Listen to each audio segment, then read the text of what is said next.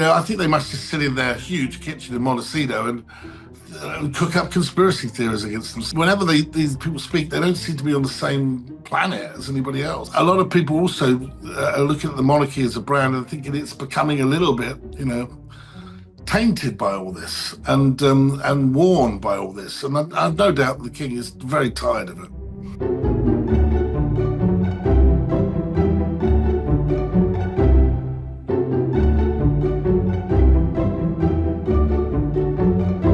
Hi, all. Welcome to Heirs and Spares, the show that dives into the fascinating world of two of the most recognized royal couples from both sides of the Atlantic. I'm Kinsey Schofield. I'll be bringing you updates on Prince Harry and Meghan Markle right here in California. And helping me tackle all of the headlines from the UK is royal author Robert Jobson. We've had a very busy few days, Robert. Were you anticipating some of the chaos that Prince Harry has? We'll get into VE Day because that is the most important story of the day. But has Prince Harry kept you busy is what I'm trying to ask. He has, but I mean, I did half expect him to come out with statements, given that he'd made these journeys across the Atlantic to the High Court to make such a big issue of this security case. But when he then started coming out and going far beyond the court case and talking about the fact that his father doesn't speak to him and that he's still many people that don't in the royal family that don't want to have anything to do with him. He was showing this sort of victim narrative, really. I thought the whole thing was completely over the top and unwarranted because, nothing has changed. Nothing has changed in that 18 months at all. He knew what the score was before he undertook this court case. But then to sort of lash out at his father and then also raise issues about whether his father's longevity as well, which clearly is things that the palace want to try to keep us under wraps as much as possible. Look, I thought it was all really bad show from him. And if and he's talking of reconciliation, well, he's never going to win a reconciliation by continuing to be somebody that just sort of shoots from the hip. You have been around Prince Harry. I think that's one of the things that makes your commentary so special and rare. You saw Prince Harry at the height of his popularity. You've seen him in his downtime. Did you recognize the person in that BBC interview? Because that was a hostile individual to me. I think he was hostile, but it was also very sad. I think that he has a degree of legitimacy on the case of actually security. Unlike other people, I think that, he served on the front line. He wasn't his fault. He was born second son to the king. It does make him a victim to either nutcases or even worse, terror organizations. And there maybe should be something to work this out. But the reality is, all he has to do probably is have some sort of liaison guy between Scotland Yard and his own office, maybe an ex-protection officer that just liaises with them as to when he's coming over and organises it that way. And I'm sure that there wouldn't even be an issue, And I think that that's where it should have just been resolved. Did I recognise him? He's very angry. It's never going to be resolved the way he's going on because, he clearly is not going to be a result. He's labelled his brother a bully. He's criticised his stepmother, the Queen Camilla, very heavily, and the Wicked Witch and all this sort of wicked stepmother and all this sort of stuff, saying that she's in bed with the devil in terms of the media. All very strange and sort of almost deluded stuff, really.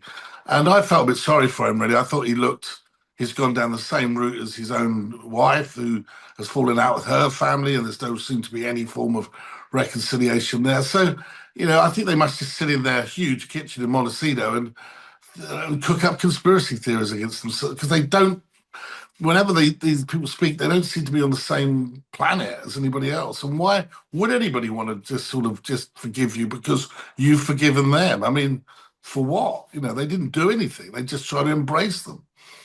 Yeah, I not on the same planet, but not even on the same page with each other. Because just last week, Meghan Markle was telling us that her and Harry are still in their honeymoon phase.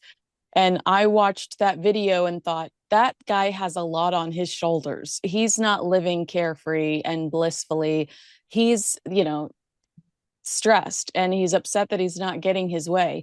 Did Wallace and Edward get this type of security, or were the protocols not in place when they stepped down? No. It's all very different then. And the thing with Wallace and Edwards, of course, they did, of course, get security while they were governor and lady governor of the Bahamas when they were sent over there as during the war.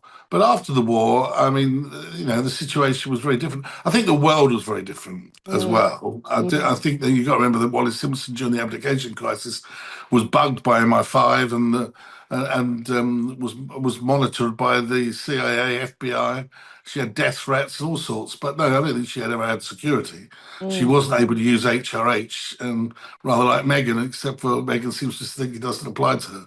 Right. But I think that at this state they did do an awful lot of similar things to what Harry and Meghan have done. The King wrote a book on the eve of the Queen's coronation, A King's Story, which was a bestseller around the world and was a really hugely controversial book, which was sort of attacking the late King, his brother. And so, yeah, there's a lot of similarities of things that have gone on, except for, of course, George Edward VIII was far more high ranking than Harry. But I think Harry's doing, on a scale of 1 to 10, he's up there, isn't he? 8, 9, I think, until sort of damaging the reputation and the brand of the monarchy. A lot of people are saying now, Kinsey, that it's Harry is the one who's losing out here, and he's the whinger, etc. But a lot of people also are looking at the monarchy as a brand and thinking it's becoming a little bit, tainted by all this and worn by all this. And I've no doubt the king is very tired of it. I agree. And how unfortunate to be having to deal with this when you're trying to fight cancer. Mm. And he's Yeah. been so strong and stoic throughout the process that I think sometimes we forget that this man who's on a plane going somewhere else to represent the monarchy and to do his, service is actually suffering from cancer. So I ache with him when I imagine how difficult this must all be to navigate. Some lists have circulated of other royal family members that are, in the line of succession that don't have the type of security that Prince Harry's asking for. And one of the names I thought was really interesting because Princess Beatrice is not half in, half out, but she does step in and represent Prince William when he needs help. I've Yeah. seen her step in and represent Prince William for some of his charities in the past. So it does feel like there are some people on that list that contribute more to the royals uh, in the life of service, contribute to the royals Yeah. when it comes to royal Uh, engagements that don't yeah. even have that kind of security. Well, I think that the security is an issue really with Scotland Yard, the Home Office, and they work out what they think is the level of threat against that person. And also, security could be a bind as well as a level of status. I think that Harry's just missing the point here. The reality is he doesn't come to Britain that often. Yeah. He is offered security when he comes to Britain. There's no doubt about that. He is. All he has to do is liaise with Scotland Yard and the Home Office and let them know when he is coming and what he's planning to do when he's here. Now, he doesn't want to do that. He thinks it should just be round the clock, 24-hour security because he's the second son of the king. It doesn't work like that. Everyone has to have a. That's why it would probably be easy if they had some sort of liaison officer to sort this out.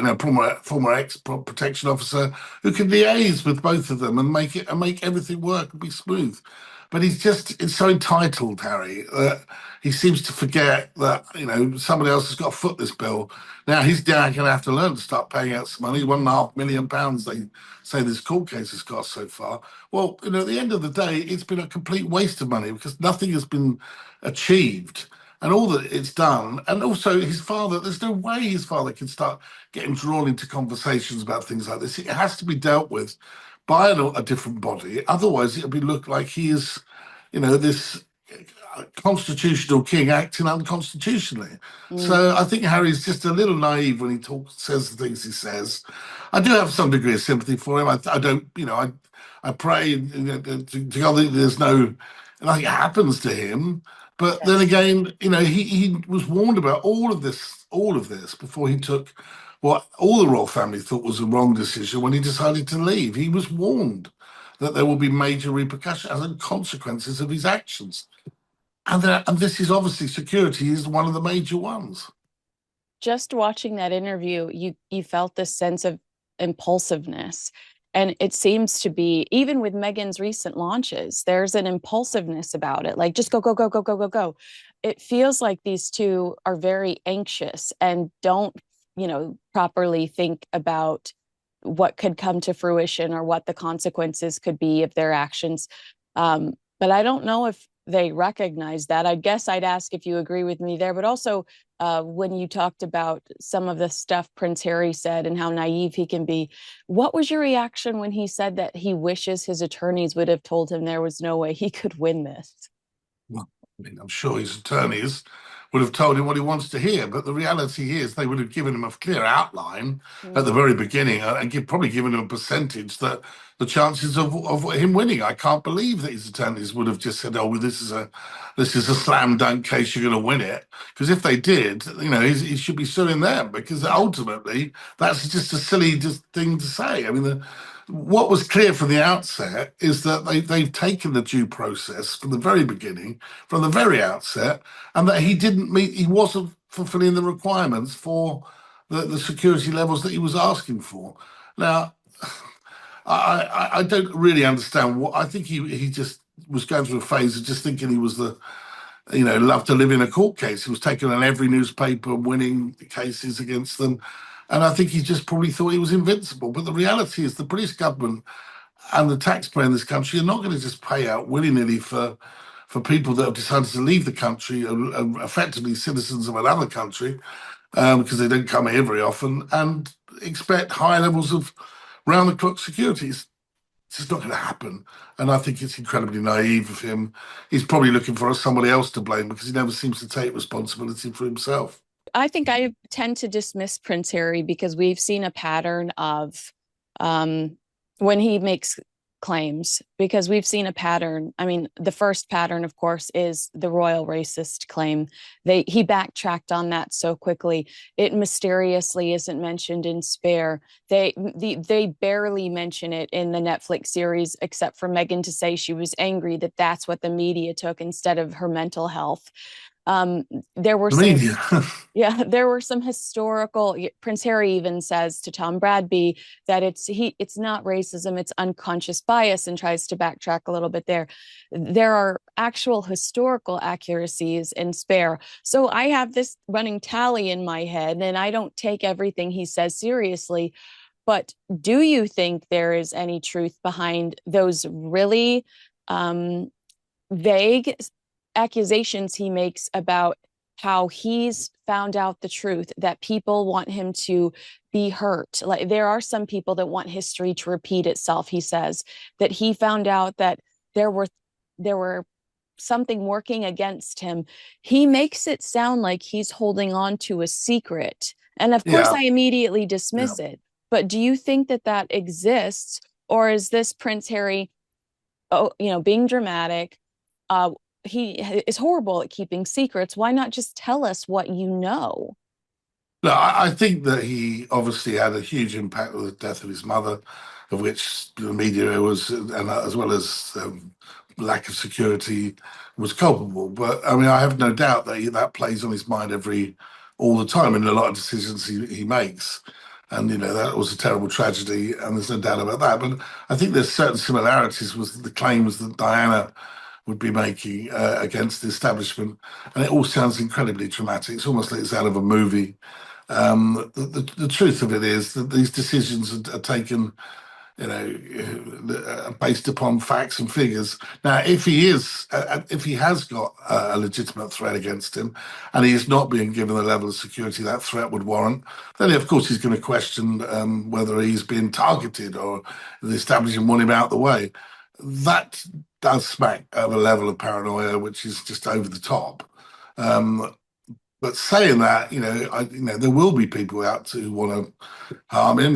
He was a serviceman who's the second son of a king who served on the front line in Afghanistan. So there will be people in terrorist organizations that would think he was a legitimate target. And that's my only fear with this whole business of both sides, going to court over these things, spending a lot of money with lawyers, and when maybe all you need is a protection officer to be assigned to him. And I would personally prefer him to be safe rather than anything terrible to happen to him. No, that is a good point. Do you see the irony at all in Prince Harry's persistent fight against the media that he loves to sit down with and unload on? I mean, I just feel like if you hate the media so much, log on to Instagram on your wife's account, do an Instagram live, send the press release. The next day, he sent a press release that was very similar and more concise and less jumpy than the actual interview.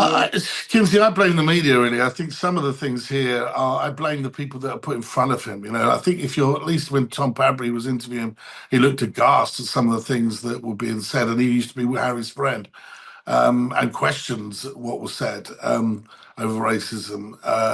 I think the BBC and well, I've always said that Oprah was pretty hopeless actually until she didn't question anything. Oprah hopeless. I think that was terrible journalism, but I thought that the BBC let themselves down by not questioning some of the things he was saying. There's always a tendency with some of these organisations that get an interview that they've got to play by some rules that have been laid out. But, I don't think so. I think there were questions that they could have just turned around and said, that doesn't make sense. What are you suggesting? Or even that one that's been planning in your head. You say, well, you've said all these things, and most of them have turned out to be complete and utter rubbish. So why should we believe you any further? Why should we if you're going to come out with statements, don't leave it hanging like that. Come out with the facts so that we can say, okay, well, then we can question those facts. We can look into those facts. And if they're true and they stand up, then there's a case that you're not being treated badly. But don't just leave some half-baked idea floating and nobody question it or say, is there any veracity in this at all? And I think that's really where the BBC should have asked some more questions. Yeah. Does the BBC treat royals differently? Because we saw the A little bit. I think crazy so. links they went to get Diana's panorama interview. We I mean, I really don't have. They did push back on Prince Andrew, so I have to say that it did feel like Emily Maitlis was trying, although she wanted a gotcha moment. That felt more like this is my time to shine than I'm going. Oh, that was more like a boxer match, wasn't it? But Yeah. I thought, but that was a different type of program, news. But even in a news program, and even if we're having this discussion and I make a statement that you think, oh, that's probably wrong, you will then say, well, can you back that up? You won't, you won't just let me get away with it. And I think that that's journalism. That is what it's about. Sometimes people, you can't just make those statements without any facts. And I think he, because he is Harry, has been coming out with all sorts of things which make great headlines, but they're not always backed up. From when they said they had been married earlier before the event, and all sorts of strange things. The racism one is one of the worst, really, because to accuse people of racism, which is a very cheap shot, and then have no backup or no incidents, or then say, well, there were, this was said, but I'll never repeat who said it. Well, it was all sort of over the top, dramatic nonsense. In fact, you have an obligation once you've made that accusation to name the names, really, I think. Otherwise, retract the statement. Do you remember that this is like, to me, it was annoying that all the headlines were Prince Harry says King Charles won't take his calls. This is the third time this guy has told us his father's not taking his calls. He said in the Oprah Winfrey interview, my dad's no longer taking my calls. Later, it was reported that it was because he kept calling about money. And the king allegedly said to the prince at the time, allegedly said to the queen, I'm not an ATM. Meghan says in the Netflix series, Harry lost his father, and makes it sound very dramatic, like he couldn't bend over backwards to reconcile, and that was years ago. When is this broken record going to end? Well, I mean, I think that we're going to be hearing this this same old thing for many years. I mean, the tragedy here is a human sadness. Is that the king, when before Harry left, Harry and Charles are very close, and you do sense. A lot of commentators are saying, "Oh, what does he know? How long the king's got left?" Well, he'll know. He'll be hearing from people that'll still be on his side. There's be cousins and other people that'll be saying they're worried about the king or whatever. So there will be information leaking back to him. He'll have people that are on his side and have spoken to him. And he obviously has heard things that maybe the palace don't want us to hear. Mm. So how well the king is or not, we just know he's on chemotherapy. That's what we know.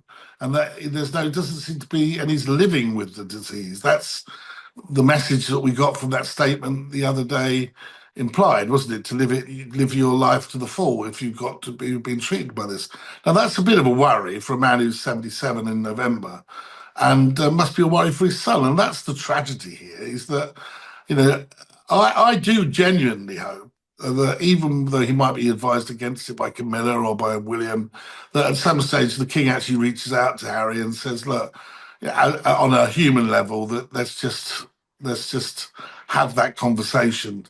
We may disagree over everything else, but as a dad and a father, let's just have a conversation and say, well, I love you, I disagree with you, but I still love you. And at least there'll be closure on that matter." We did hear from the palace almost immediately after the interview aired about how in the courts this has been combed over and they come to the same conclusion every time. Have you heard anything from any of your sources, any whispers, any eye rolls from people that support the royal family regarding Prince Harry's BBC interview? I think he was disappointed. Yeah, they particularly on the eve of VE Day, particularly when the king is working so hard, as you say. He's undergoing he's having poison pumped into him, chemotherapy. That's affecting what it's doing to his body. Yet he carries on with the stoicism that he's shown. I think he deserves a bit of support at this time. And moaning about you're not being able to reach your father, and again, each time you mention something negative, you're just wearing away at the brand of monarchy at a time when it is in transition from the loss of Her Majesty the Queen, who was such solid figure in British history. I just think it's a disappointment. And a lot of people, I think, around the king would have just gone, as you say, rolled their eyes. But each time he comes out with something, Kinsey, I think people are listening less and less, really. I agree. Am I remembering correctly that maybe the first or second year after Megxit, Prince Harry asked them to lay his wreath? I know that there were COVID issues at some point, but Yeah, but they didn't do it, did they? and they said they wouldn't do it. I think Yeah. it would and so they in return I think are They laid a wreath somewhere else, in America somewhere, I think. yeah, they went to a cemetery and there were photos of them taken at that cemetery. Um, so it does seem like there were aspects of his previous life that he struggled to let go of. Yeah, I think as a serviceman and someone who was very well liked in the British Army, and an officer who served with distinction, it must be tough. He's looking at all his other relatives all dressed up in their uniforms, like Prince Edward, who didn't make it through the Royal Marine training, and not many people would, to be fair. But it must look at him and gall him somewhat. His brother never served on the front line. His father never served on the front line, but yet he did. And I think that must slightly irritate him. I think, and he's done a lot for soldiers, veterans. He's done a lot and they like him for it. Mhm. But he was torn between his wife and his love of his family, and his love of his duty and his family on the other side, the royal family, and he chose what he chose. Mhm. And I have no doubt whatsoever that he misses that side of things. And I think he added something to it when he was at his height. But now, I don't think even if he split up with her and wanted to come back, I just don't think people would accept him in that sort of role anymore. He's gone out really, and he's not just burnt bridges; he's sort of bombed them to smithereens, isn't he? Yeah, even here in the States, there's a lot of talk about all of the potential he had and how he just couldn't get out of his own way. But there was so much promise for him and excitement around what he could do. And it just seems like he's done a lot of destructive, like you said, bombing things to the point of no return. A VE Day has looked so beautiful. There were reports that the king the king wants everything to be focused on VE Day, and this is an important day for the king. And here comes Prince Louis, the star of the show. It is a sweet He is the cutest thing in the world. And it's a somber day, but to see a child that is so blissfully happy and carefree, especially in this institution that Prince Harry has described as, so like claustrophobic, Yeah. it's blissful to see such a happy boy. Yeah, I think his mum and dad have done a terrific job. There's no doubt about that. I was a little worried when you see putting on little George has joined in all this, all the events today apparently at the tea party for all the veterans and everything else and the families, etc. He's got a lot more responsibility in his shoulders. But I think, yeah, Louis is a cracking kid, isn't he? Somebody I think that you can see is just living. He's been told to put his shirt and his tie on and his jacket, and he's some a little bit irritated by the whole thing sometimes. But he's a good kid, and I think his mum and dad just try to make him live as carefree as possible. The other two, I think, a little bit more responsible, maybe a little bit more aware. At the moment, he's still young enough not to worry about all this stuff. You get the feeling he never really will worry about it, and thankfully, he probably doesn't have to. You're right, and that there is a moment that's trending right now on social media where he sees lint or something on his father's uniform and he tries to clean it off, and his father gives him the funniest look. He's not in trouble. It looks like his dad is holding back a smile or holding back a laugh. I think that this family has fun together and truly loves each other. And it's not a criticism of King Charles and his boys. And because there were moments where we saw them joyful too, but it really is to me so different than the way we saw the young princes engaging with their father growing up. Well, I think maybe this is all to do with Catherine, the mother of the family. She keeps it light. She keeps them all happy. She's got a happy husband and she's got a happy three kids. The trouble with the Charles Diana relationship and the relationship between Charles and his boys was the tension between the mother and father. If there'd been that love and that openness and that freeness in the relationship with Charles and Diana, I think that they probably would have had a maybe much an easier relationship with their dad. And of course, he's a bit of a workaholic too, and came to it fairly late. But I just think that William, he has made a decision. He puts his family first. And, that is because they're a very young family as well, loves them. And I think there's no doubt of the closeness of them all. But the core to this is Catherine, I would think. She was so sweet today too, because we saw her patiently listening to a veteran that was sitting next to her, and he was telling her a story, and you could watch her following along, and you just see the kindness and the patience in her. I think she's going to make such a great queen one day. But I also watched on social media, the royal family posted videos of Camilla actually talking to a veteran. And it's a back and forth conversation about VE Day and how it's important that we communicate about it for the younger generation. And Camilla has melted so like effortlessly into this role. She's so Yeah, elegant she's and always been very good with veterans, actually, because her dad was yes. a war hero, was a desert rat, and he was decorated very soon in the Second World War.